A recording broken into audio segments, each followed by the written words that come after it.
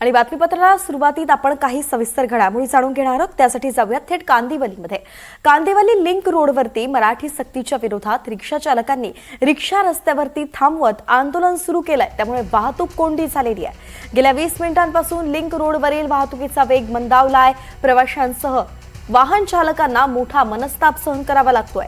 प्रवासी घेऊन जाणाऱ्या काही ऑटो रिक्षा चालकांना धमकावल्याचा आरोप सुद्धा करण्यात येतोय। तसंच अमराठी रिक्षा चालकांकडून आंदोलन करत रस्ता अडवण्यात आल्याचा आरोप आहे। दरम्यान घटनास्थळी वाहतूक पोलीस दाखल झाले आहेत।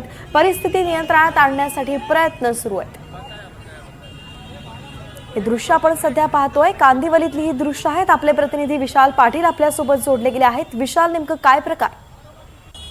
वैष्णवी, कांदिवलीच्या लिंक रोड वरती मराठी सक्तीची मोहीम जी आहे ही सुरू आहे। आरटीओचे अधिकारी अनेक रिक्षा चालकांना किंवा टॅक्सी चालकांना हे तपासणी करतायत। मात्र याचाच राग हा अमराठी रिक्षा आणि टॅक्सी चालकांमध्ये आहे। कांदिवलीतील रिक्षा चालकांनी अशा पद्धतीचं एक आंदोलन केलं की आम्ही मराठी बोलणार नाही ही भूमिका घेत त्यांनी आंदोलन केलं। आणि हे आंदोलन अशा स्वरूपाचं होतं। सकाळच्या सत्रात आपल्याला माहिती आहे मुंबईत सर्वच जण बाहेर पडतात। अशा वेळेला अचानक रस्त्यावरती लिंक रोडवरती मोठ्या प्रमाणात रिक्षा थांबवण्यात आल्या आणि काही प्रवाशांना सुद्धा धमकवण्यात आलं। प्रवाशांकडनं सातत्यानं सांगितलं जात होतं की आम्हाला लवकर पोहोचायचं आहे। आणि या सगळ्यामुळे जी मोहीम परिवहन विभागानं सुरू केलेली आहे त्या मोहिमेच्या विरोधात म्हणून अमराठी रिक्षा चालकांनी अशा पद्धतीची एक प्रकारची दादागिरी ही कांदिवलीमध्ये केलेली आपल्याला पाहायला मिळते।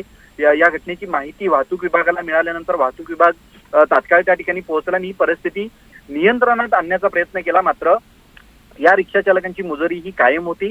त्यांच्याकडनं प्रवासी आणि पोलीस यांच्यासोबत वाद जो आहे हा सुरू असलेला आपल्याला पाहायला मिळाली। आणि याच अनुषंगानं हे आंदोलन जे सुरू होतं आता सगळ्यात महत्वाचं म्हणजे परिवहन मंत्री प्रताप सरनाईक आणि परिवहन विभाग या सगळ्याच्या बाबतीत काय भूमिका घेतो किंवा कठोर कारवाई केली जाते का हे पाहणं महत्वाचं असणार आहे। वैष्णवी, अर्थातच विशाल, धन्यवाद। सविस्तर माहिती आपण दिली आहे।